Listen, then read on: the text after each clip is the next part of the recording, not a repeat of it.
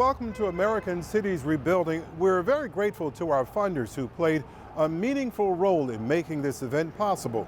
Major funding has been provided by Prudential Financial with additional generous support from J.P. Morgan Chase, MCJ Amelia Foundation, Pharma, PSEG, Bank of America, New Jersey American Water, New Jersey Children's Foundation, Rutgers University Foundation, Panasonic, and University Hospital.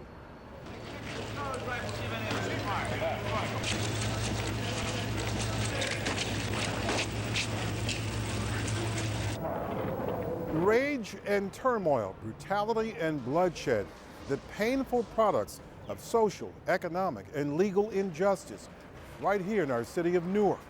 July 1967, forever ingrained in our history books and memory, set the course for long overdue self-examination of past and current discrimination and abuse. But it was this year that outrageous cases of death by police brought tens of thousands to the streets demanding justice. All of that as a global pandemic took hold of our city, state, and nation. As we grapple with the impact of COVID-19 and the struggle for social justice, now is the time for overdue discussion around the reimagining and rebuilding of our cities.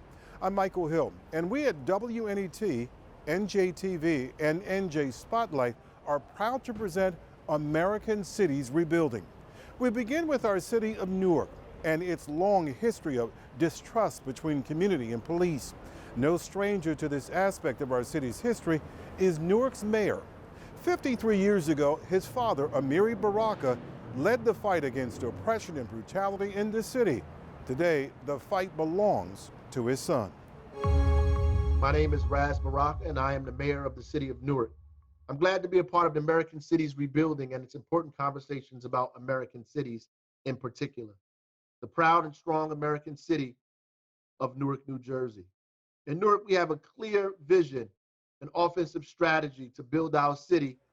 I came into office in 2014.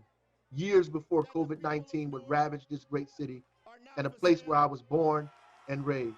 We are the mayor! I hope you enjoy all of the compelling conversations you'll hear as part of American Cities Rebuilding. And special thanks to WNET, NJTV, and NJ Spotlight for highlighting our city. We're proud of our city, our people, and our progress. And now enjoy and learn from American Cities Rebuilding. Of course, we know that the crippling impacts of structural racism exacerbated by COVID-19 have been boundless and borderless. Here now is host of Metro Focus and 60 Minutes correspondent Jack Ford in conversation with Newark's former mayor and New Jersey's current senator, Cory Booker.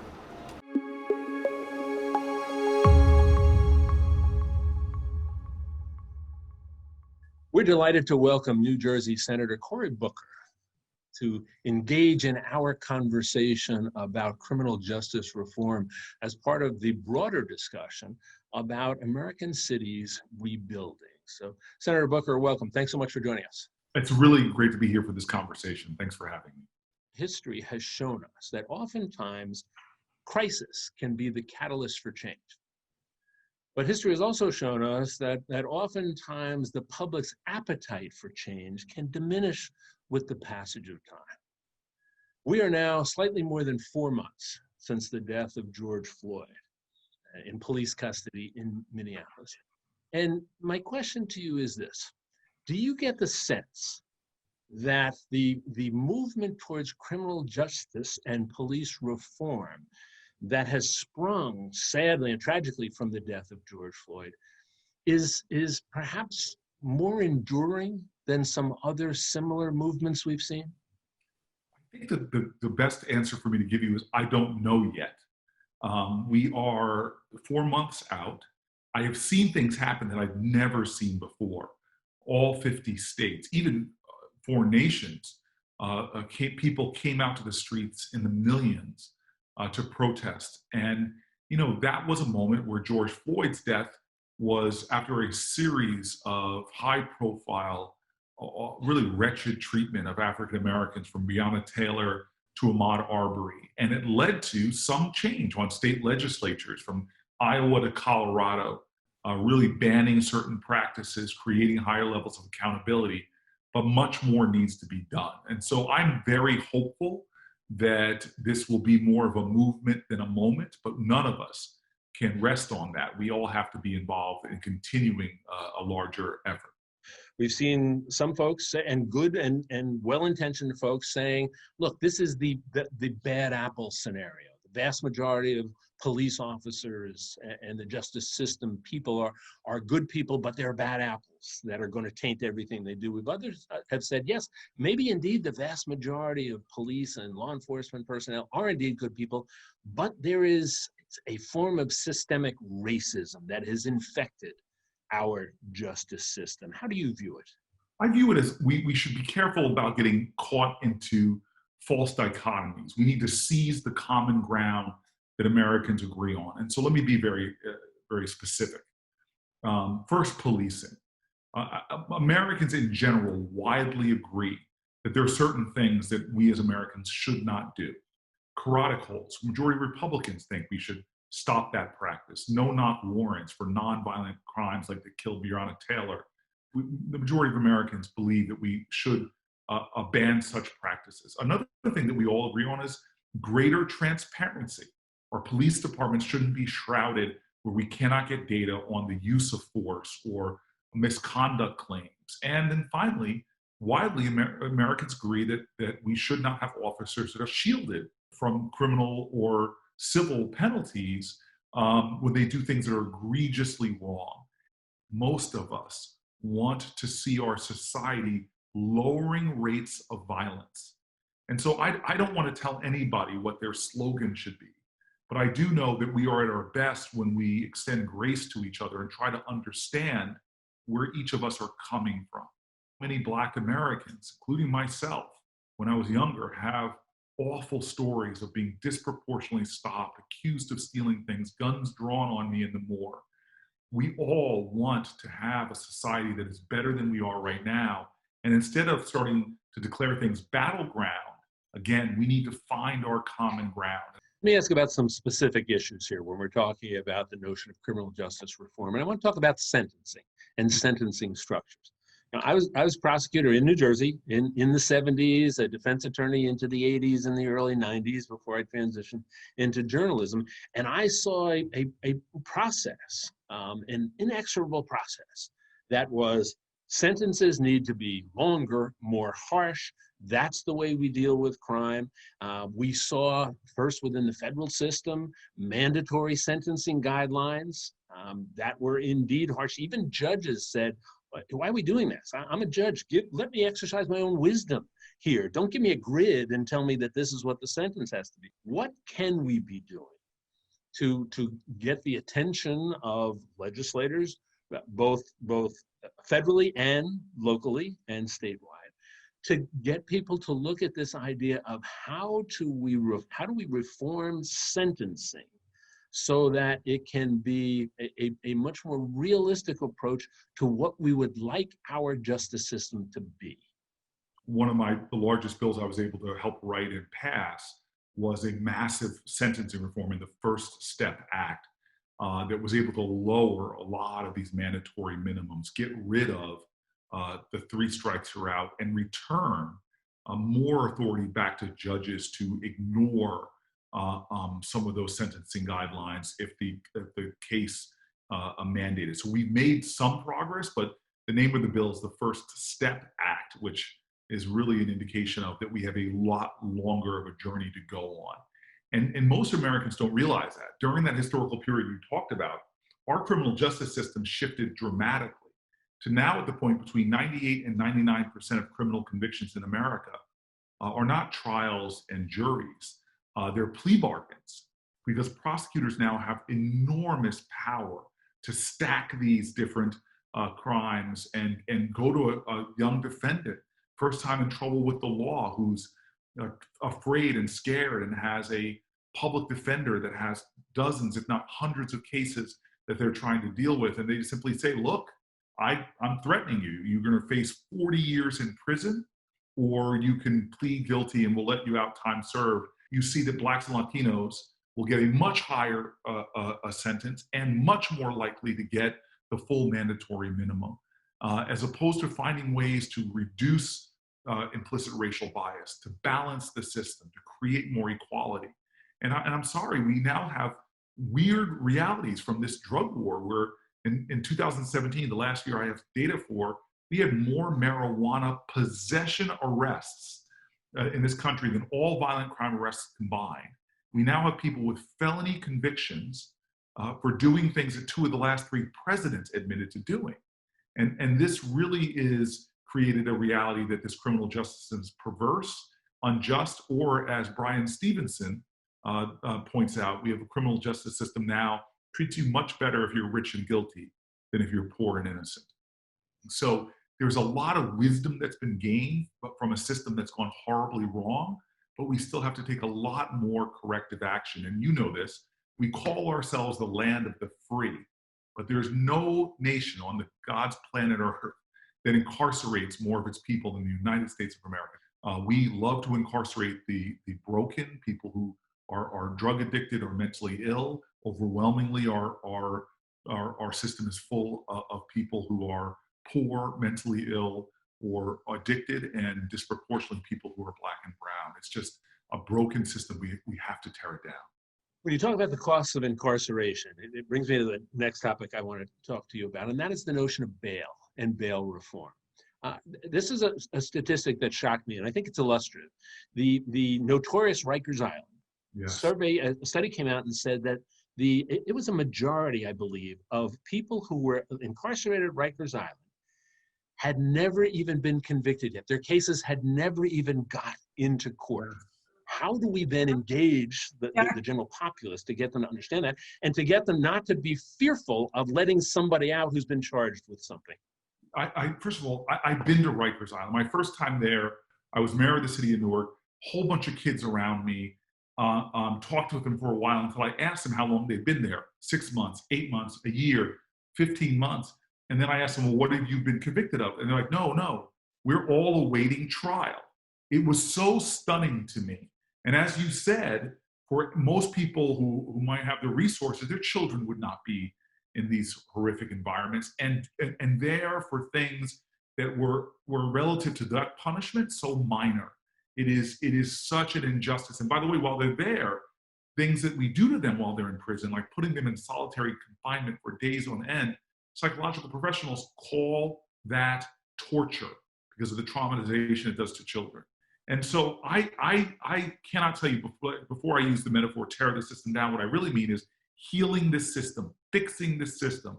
And the bail system, as you're indicating, is one of these things that has become so twisted that we've created, in a sense, debtors' prisons here in the United States of America. And until we can address this, we are falling so far short of who we say we are. But long before Cory Booker was either senator or mayor, he played an important part in bringing a pivotal corporate partner to the city of Newark. Here's Audible founder, Don Katz. On a personal level, I had been Newarkized for quite a long time, and I was very much excited about this idea that people could be given a chance in a relatively challenged urban core, which just resonated for me.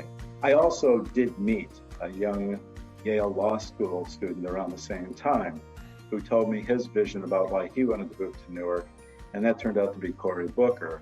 So his idea of what this amazing city could be was very much in my head. Newark is a fragile city on an amazing comeback track.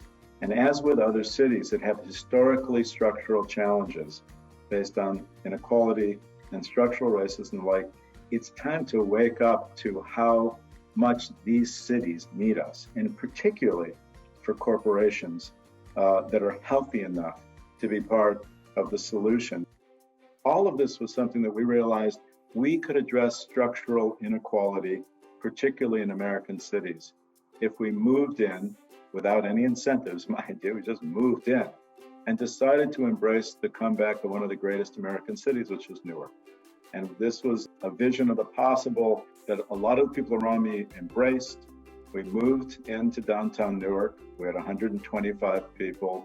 We've grown to over 1,700 people, and that doesn't count a lot of the local people and contractors that we work with and the ways we connect to the city.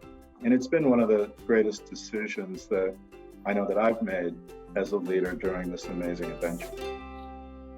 Thank you to NJTV, NJ Spotlight, and WNET for pulling together American Cities Rebuilding Conference and for this timely discussion on moving cities forward. I started my career in Newark nearly 5 years ago after being inspired to join a city on the rise, a city with deep legacy, an emerging tech sector, unmatched assets, and a demographic that reflected my own. But one key reason I wanted to work within economic development was because of the leadership here. But over the past 7 months, I've also had the privilege of working closely with the mayor and his senior leadership on dealing with the crisis of COVID-19.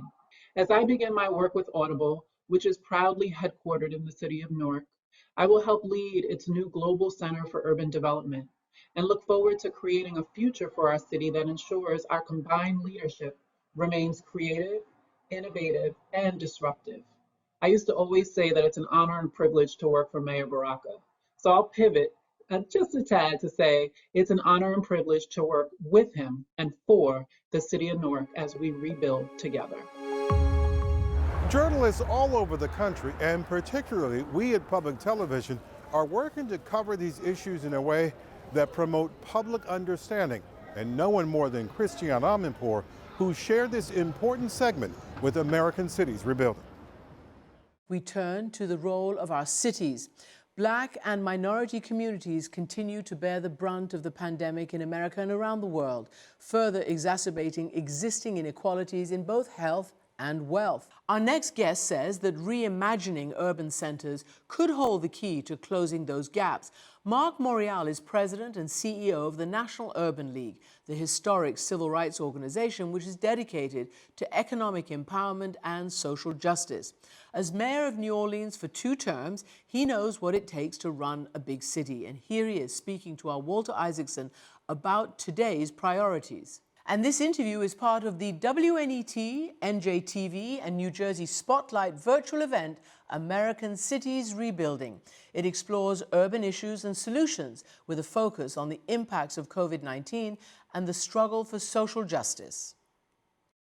Thank you, Christiane, and Mayor Mark Morial. Welcome to the show. Hey, thank you, Walter. Good to be with you. You know, you wrote that this pandemic could be similar to like the Hurricane Katrina you and I went through down here.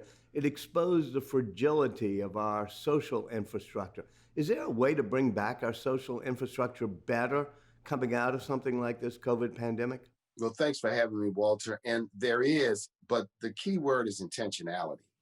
It will not happen serendipitously. It will not happen automatically. It will require an intentionality. And that intentionality has to be how we build our public health system, how we build our economic system, how we build our physical infrastructure. And I think we're at an inflection moment in American history where we've got important decisions to make in terms of whether we've learned a hard and painful truth and whether we're going to do things differently going forward, or whether we're going to just sort of allow events to control our own future. Wait, drill down a bit. You said health infrastructure. What should we be doing?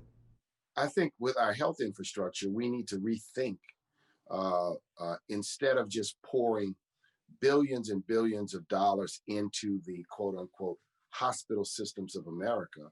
We need to challenge the hospital systems, the public health infrastructure, as a condition of receiving these funds, that they do things in a more equitable way. And so that involves access, that involves affordability, it involves a wide range of things. It is a big task, but I have great confidence that if people put their minds to it, and if they acknowledge that to deal with racial injustice and economic injustice, it will not be fixed unless we, one, acknowledge that it exists, and two, we say our plan has to incorporate the kind of changes, the kind of reforms that are necessary to build better systems and better structures.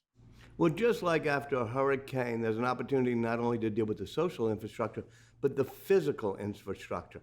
If you're looking at cities, you were mayor of New Orleans, you now head the National Urban League, looking at cities, what infrastructure should change? Well, I think the public health infrastructure must change, how our public health systems work. So many Americans do not live near a hospital. They do not live near a health clinic. They have no access. Many poor Americans, many Americans of color, do not have access to a primary care physician.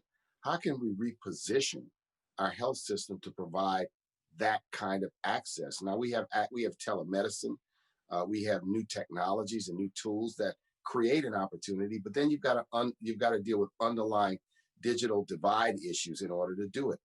But for example, I think we should start with the public health system. Secondly, Walter, I think the economic vulnerabilities of America are being exposed. So one thing that's so fundamental is that so few Americans have an economic cushion. And so once they found themselves unemployed, it was the government that was the only resort. Enhanced unemployment benefits, checks that they may have received from the government. Well, what do we need to do? We need to think about how to build an economy, and we're going to have to push up wages and push up earnings, and we're going to have to force them up in an effort to help people secure a little bit more economic resilience.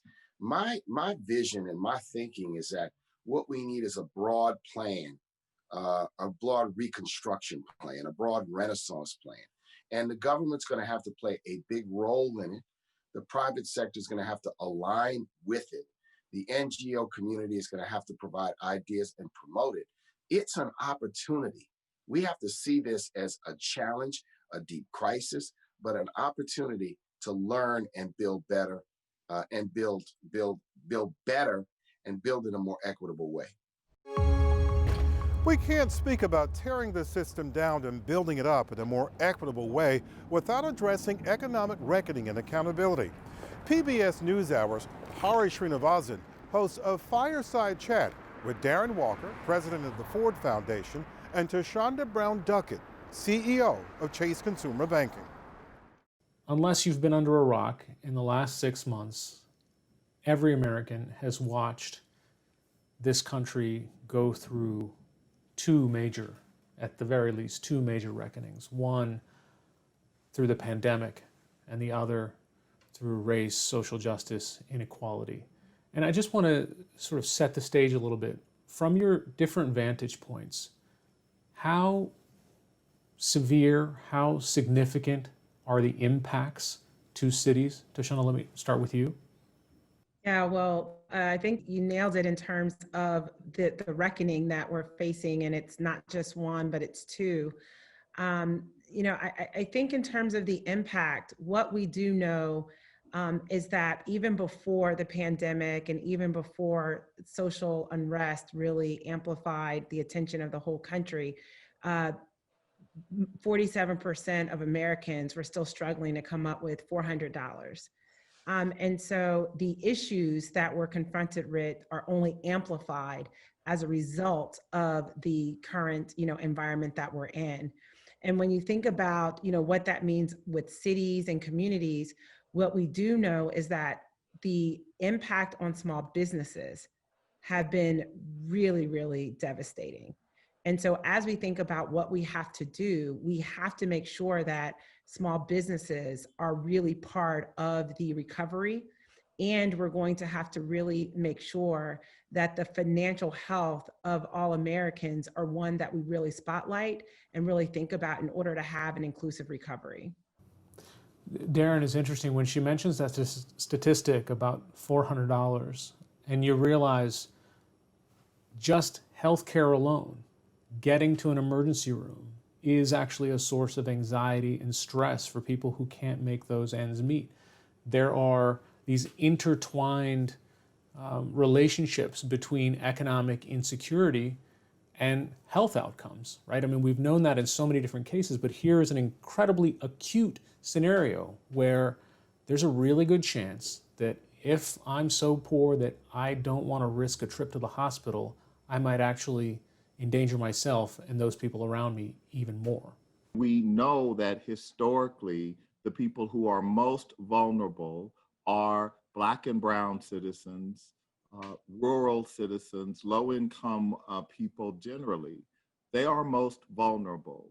And so when we think about the data point that Tasanda gave, the fact that most American households do not even have $400 or $500 of liquid assets, that is a crisis. And that was before COVID. So we have to address the wealth gap, the reality of inequality in our country, and the role that institutions and leaders like Tasanda can play in banking and finance and building wealth, but also the necessity of having city governments that are effective, that are competent, that can deliver on their missions for their citizens. Darren, on the social justice front, I mean, as an organization, Ford Foundation has been active in this space for a long time, but you were able to engineer kind of a solution people hadn't really thought of. Why would a foundation go out and borrow money and issue bonds, right? And you were also able to partner with a group of philanthropies to really kind of change the dynamic of how we think of philanthropy's role when it comes to a response to this national scale simultaneous crises. We are funding things we've never funded at the Ford Foundation, such as food banks and fundamental human needs, which are increasing because of COVID, because of the economic fallout. So philanthropy has a role to play.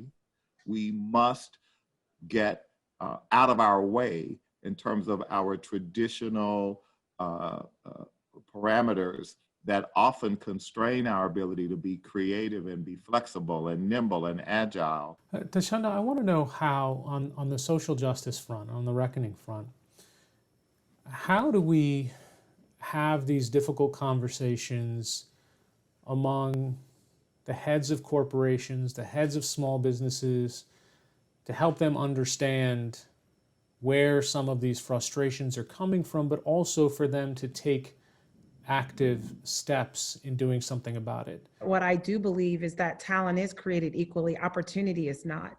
And I do believe that there are so many other little brown girls and little brown boys that can deliver outsized opportunities, so that myself or Darren are not the exceptions to the rule, but it's more of the norm. I'm on the shoulders of giants, and I do think about the cooks and the secretaries and the janitors that introduced my melanin to corporate America, that over time allowed me to ascend. And the reason why I think that's important is when we think about the moment that we're in, we have to be anchored on truth, reconciliation, and repair. And so what I would say to everyone is be grounded in the facts. Know that Black people hold $6 of assets for every $100 owned by white Americans. Know that the US Black home ownership rate, for example, remains below 45%, while white Americans are approaching 75%. Know that between 1983 and 2013, white households saw their wealth increase by 14%. But during that same time period, Black households saw their wealth decrease by 75%. Those are the facts. And if we understand the facts, then we understand the magnitude of the work, which is why we say it's not just about making a statement. It's about understanding that these are the underlying facts that we have to attack. So then what are the commitments? What is the work we're going to do, not just say? And how are we going to hold ourselves in business accountable to not just the outcomes of what our commitment was inside our company, but the outcome to the community? Where you have taken us is the bullseye of the challenge, which is the issue of race in corporate America and the dynamic of power, which is held almost exclusively by white men, and a culture of corporate America that has privileged those networks, those historical cultural norms and practices. And it is very hard, Hari, in this country, particularly for successful white men, to acknowledge that there is something wrong with the system, because it requires then an excavation, an interrogation of your place in that system and your culpability for that system. I think we have to move from the being comfortable with one person around, one person of color, one woman of color around the table, to asking, why aren't there more? And what do we do, and what can we do as a company to ensure that there are more, and that we are as inclusive as we can be, not because of some political correctness, but because, as the research shows, it is better for business. You will be a more profitable company if you are a more diverse company. Again, that is not a political statement, that is a fact from research. In philanthropy, you know, we started the 20th century with Andrew Carnegie talking about the gospel of wealth and giving back. And that is what you hear successful people say. Well, it's time for me to give back, or I've done so well, I want to give something back. Dr. King actually challenged the idea of giving back, because he said the following. He said, philanthropy is commendable, but it should not allow the philanthropist to overlook the economic injustice which makes philanthropy necessary. So he was challenging the donor who was saying, oh, now I've amassed all of this, let me give some of it back. He was saying, actually, you need to interrogate how you got it in the first place. And as you think about that, think about your culpability in the injustice in the world. That's a much harder engagement, particularly for a successful person. A successful person believes that the system is basically fair, or he wouldn't be a billionaire, right? I mean, the notion that you often hear, I hear from successful men, is I started with nothing. I had, my father was a bricklayer, my mother didn't have a high school. I mean, we've heard all of these stories, when in fact, if you were a white male in the 1970s, graduating from college, the 1980s, graduating from college, you had a distinct advantage on that mobility escalator that has gone unrecognized. I'm just going to put on my skeptical shareholder hat, and you know, I can see them at the annual meeting for Chase and saying, you know what, that all sounds nice, but is this the role of a bank? From an economic perspective, here's a stat that we all can benefit from.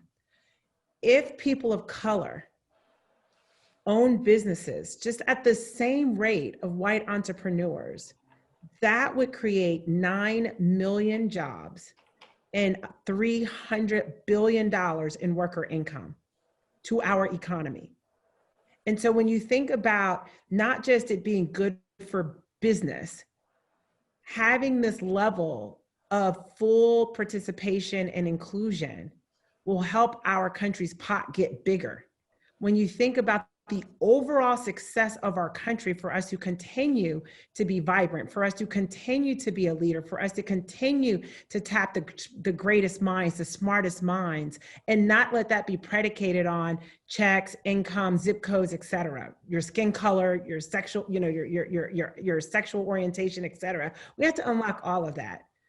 And so I do think, like Darren said, these are hard conversations, because who's going to just willfully, want to say here? But I think when you understand what's at stake, when you really understand that, I do think we have to understand that we have to do the work. And the reality is, those that are disadvantaged are also saying you have to do the work. Mm-hmm. And so we as a country are holding ourselves accountable. And you see that with the protests, you see that with everything that's happening. You're hearing that from our young people. And so I think it's no longer, a scenario where we can just say it's okay we'll just write the check, as Darren said. That is no longer going to be acceptable. It's no longer going to be acceptable. It's no longer going to be acceptable for us to really have a stronger economy and a stronger society over time. Tashana Duckett from Chase and Darren Walker from the Ford Foundation. Thank you both.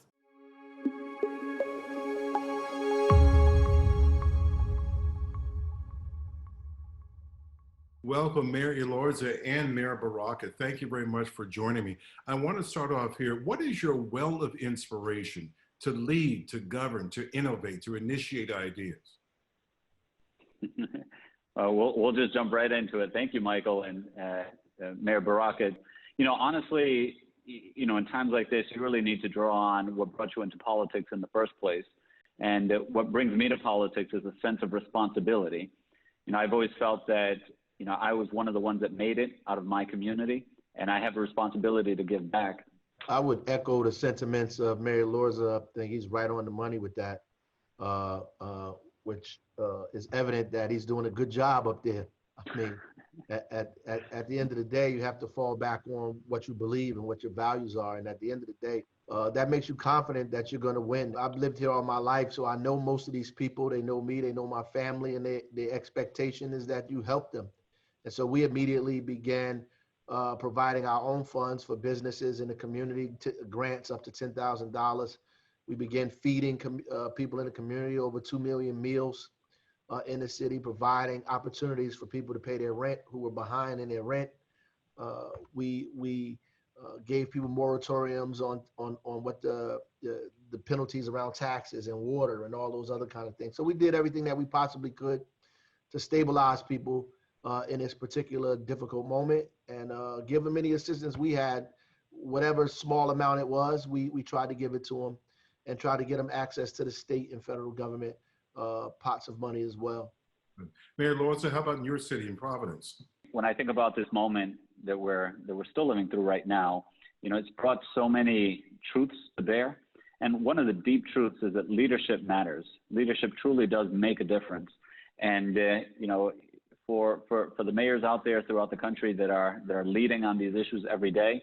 So, how do we lead through a moment like this? You have to build a strong foundation within your administration, your ability to get stuff done.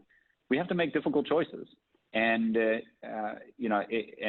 every city is different, but it's upon us as leaders to not only listen to our community, but also to express our own values. And for us, it means looking out for the people who have the least. Food insecurity is real in our communities, and so we got to step in and fill that void. Mr. Mayor, Mr. Baraka, I know that when we hear defund the police, you have a completely different definition of what that means to the city of Newark. Newark is predominantly Black and brown. We are almost 80%, probably one of the last few cities that are left like that.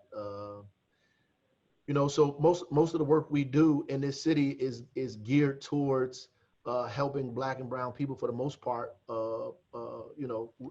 be able to live a very fruitful and equitable life as everyone else in this country. Defund to us means to begin to use funding that generally goes to police departments and begin to use it for alternative police and community strategies, community-based strategies in the city. You're on this quest that was partly launched by Amiri Baraka, your father, some 50 years ago or more in the city of Newark. And a lot of people are watching how the father was pushing for this, got bloodied, beaten, and battered in the 1960s. And here it is some 50 years later, the son is responsible and leading the charge to reform the police department, to make it more accountable. Mr. Mayor, would you talk about that? The quest for greater authority and to reform the police department. What's it like in the city of Newark? Police department now mirrors the community. It's predominantly Black and brown, just like the city that is in. At one point, it was the opposite, right? It was the opposite in the city.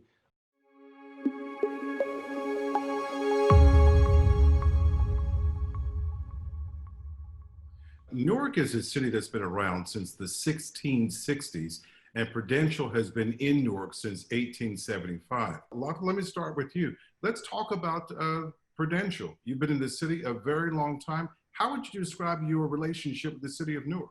Newark is really in many ways the heart and soul of the company. So we were actually founded in the city over 145 years ago, and we were founded to provide insurance to working families and immigrant families who at the time didn't have access to such products. I would say that that relationship has only grown right over time, and there were moments, one moment in particular, where like other companies that were in the city, Prudential stepped back and questioned whether it should be there, and that was in the late 60s, post the civil unrest. And in that moment, our leadership at the time made the decision to stay, and we have never looked back, and in fact, we've only doubled down on our commitment since then. We have the same goals in mind, the progress and development of the city itself for the benefit of the residents, the businesses, the corporate partners here. When everybody is successful, that is a win-win for us all, and working along those lines with one another helps us to have a kind of symbiotic relationship.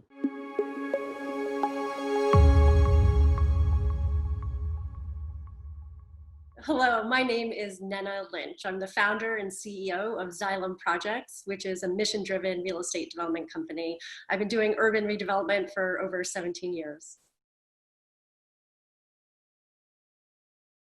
So Xylem really tries to keep tenants and communities at the forefront of what we're trying to accomplish as developers, with in particular focusing on a concept called community enrichment, right? So which is, how does a development really contribute to the betterment of their lives, quite literally in terms of economic mobility, and in other ways, right? The concept of social cohesion can be really important. The concept, and depending on the project or the neighborhood and the community, those needs and those may be different. And so what it is a commitment to not just take a model of how we approach development, which is what a lot of developers do, but really try and understand community needs as a starting point. I'm pursuing a number of projects in different cities in the Northeast, from Philadelphia to Newark, Jersey City, as well as New York City. They're all mixed-use projects with a focus on residential and housing, and vary in size from 50 units to 1,300 units. So quite a big spectrum. In this post-COVID world, I think what we've discovered is how incredibly important housing is. When you need to shelter in place, what that shelter looks and feels like is all the more important. I got into this business because I was interested in urban revitalization and creating a just and equitable society. And then I got into development because that's a key part of creating that. And I have to say, in this post-COVID world, I feel more passionate and more committed than ever to the professional path that I've been on for close to 2 decades. And through my business, Xylem Projects, and our focus on community enrichment and social and economic mobility, I feel as committed and as passionate as ever. The COVID-19 pandemic has changed the face of many aspects of our society forever, not the least of which is education. Here are the facts. While countries are at different points in their COVID-19 infection rates, worldwide there are currently more than 1.2 billion children in 186 countries affected by school closures due to the pandemic. As a result, education has changed dramatically, with the distinctive rise of e-learning, whereby teaching is undertaken remotely and on digital platforms. NJ Spotlight Executive Director and founding editor John Mooney takes us inside a virtual classroom in the middle of this pandemic to examine how the course of education has been drastically changed. I am thrilled to say and honored to have a conversation with the new president of Rutgers University, Jonathan Holloway. You really need no introduction, I think, to New Jersey, but I do want to say that you probably didn't think your entrance into New Jersey would be quite like this. Yes, this isn't the presidency I expect when I walked in, but every new president is feeling the same kinds of pain. What has been great is to see how resilient Rutgers has been in managing forward. My first decision, public decision, was 6 days after I began as president, and that's when I announced that we'd be going remote for the fall semester. This has been the real challenge for me. Is I'm in charge of this 100,000 person community and have met, if I've met 25 people in person, I'd be surprised. A smart administration is thinking not just about the fire that's burning today, and there's plenty of them, but what thing can we do in 5 or 10 years that may shore up the university or the city in a way, because we can think in much longer timeframes than an elected officials, thinking in 2, 4, and 6 year blocks. And that's, we offer, if we do our job right, stability to a place. The ambitions I would have had at the start of my term have all essentially been pushed aside in so many ways because of COVID and the financial circumstances we're now facing, trying to preserve as many jobs as possible, trying to come back in a new and better way. So that is the agenda, and that is the agenda for the next probably 2 years out from now. Well, I want to thank you very much for taking the time to share your story and your ideas. Our next segment will be taking us into a classroom of this modern age. We're at KIPP Newark Lab High School in Newark, and we're visiting a class in the middle of this pandemic and how education is working these days, typically in a lot of places remotely. This is a 10th grade AP World History class, and they've been kind enough to welcome us into their lesson to talk a little bit about how school is going. What are you all thinking about how school is being conducted these days? Is it working for you? Is it not working? Calvin, I'll start with you. Well, what I can say is that it is stressful. As of being in high school, and it's just all this work, waking up at around 8:30, having to log in, do work, have to be mentally and physically prepared for school like every day. But it's like all of this happening in one setting is just one big like stress ball for me. For some of us like me, I'm used to getting up really early and having to get ready, take the bus, go to school, and then be ready for school. So that's not a problem for me, but it's just having to sit in front of a computer for a really long time and only get 5-minute breaks in between. Sometimes we don't. It's, it's draining a little bit. So the way it's been for me, it's definitely different. I mean, I at least get to sleep a little more because it's like we're already home. So like it doesn't take that long to set up. But it's definitely different having to be in a comfortable space, but having to be really professional because you're in a school setting still.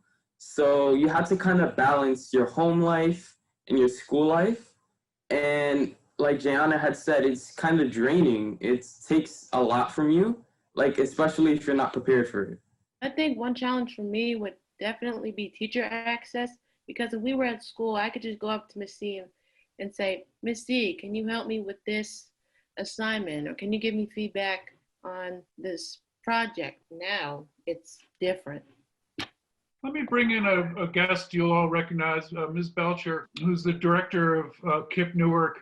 Your perspective of dealing with the technology issues, and also this is obviously a very different school setting than you've ever had to deal with before. Talk a little bit about that. Definitely. I mean, I think first and foremost, we're really proud of all of our kids and grateful to our families who have, jumped in to support behind the scenes at home, as they've also added, teacher at home to the already long list of things they're doing. And our kids have been incredible, even if, like they've said, it's been challenging at times. Switching gears from education to healthcare, how do we flatten the curve and address the disparities in our healthcare system with more than 16,300 deaths in New Jersey and more than 228,000 nationwide and counting? NJ Spotlight News healthcare writer Lilo Stanton delves deeper into this ever-critical question with Doctors Richard Besser and Alexander Scott.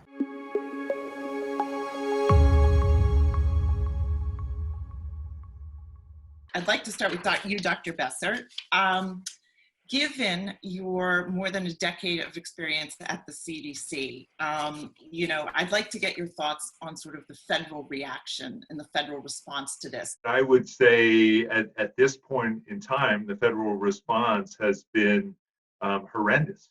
And the overarching reason is that the federal government has not put public health in the role of leadership. You need to be in a relationship with the public where there is transparency, where you're able to explain what you do know, what you don't know, what you're doing to get answers, why your recommendations are being made, what they're based on, so that the public comes along with you on that journey. Dr. Alexander Scott, yeah, I'm curious, as a state official in charge of Rhode Island, you've got urban communities, you've got rural communities, you've got diverse communities. What do you see as critical in your state response? It always starts with clear leadership and guidance so that there can be a unified approach. That is definitely necessary at the federal level so that you see less of the stark differences across states in the response. That's so right. One of the big challenges right now is, looking to the federal government for guidance and a sense of concern that some of the guidance that comes forward is not the best public health guidance. It's guidance that has been filtered through a political lens and has political fingerprints all over it. And then, so that leaves not just the public in a position of saying, well, is this really the right thing for me to do? It leaves state and local health departments in a position to say, well, is this what we should be recommending? In terms of what I would do if I were in charge and could do anything, I'd put money in people's pockets. It was clear with the CARES Act that putting $1,200 in people's pockets really had dramatic impact. It had an impact in terms of people being able to pay the rent, put food on the table. It helped people in terms of decisions of, do I have to go to work and put myself at risk, or can I stay home and protect my family and myself? But that money is long gone. All of that is gone at a time when the pandemic is still continuing, and the populations that have been hit the hardest continue to be hit the hardest. It's absolutely getting it into the hands of individuals that need it. There are systems in place from prior to birth throughout someone's life that's often rooted in discriminatory policies, racism, other isms that individuals and communities constantly have to fight up against. And it is multi-layered. So really shifting investments so that those policies can be chipped away. The systems and institutions that are set up to hinder someone from succeeding are broken down and built back up in a way that allows for an equitable playing field is critical. I just keep thinking it all comes back to these social determinants, which we've, apparently known about for decades, but are, just starting to act on in some ways. Dr. Besser, I know you talked in some of the things you've written about sort of the need for America to have a reckoning. And I can't help but thinking that, the Black Lives Matters movement is sort of part of a reckoning.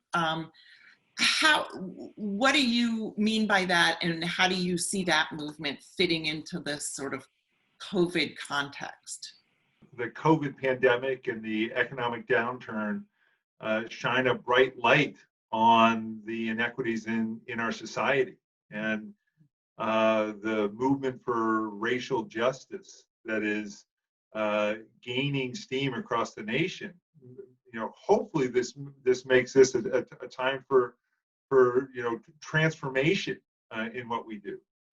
The conversation around a vaccine, there is no vaccine against racism, against the structural inequities that that make where you live, where you happen to have been born, and the color of your skin such strong determinants of how long you'll live, what your opportunities will be like, and what the quality of life will be like for you.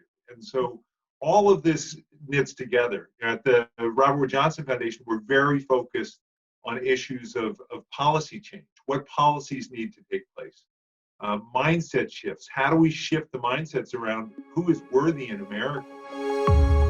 I hope this is a great awakening for our country, and that we realize that the American dream is not real for anyone unless it's in the reach, under the reach of everyone. So I'm going to do everything I can to earn the right to be hopeful. We cannot escape the impact of social injustice, even as we talk in corporate America. We have to talk about what has happened to so many Black and brown communities, the murder of George Floyd. Why did that happen? Why are people protesting? What does that really mean? And we have to be okay bringing those conversations into the walls of corporate America. The press the next day read that residents of Newark protest the killing of George Floyd and white supremacy in America, and not read "City Burns Again." And thank you for staying with us through this important hour. The conversation will continue.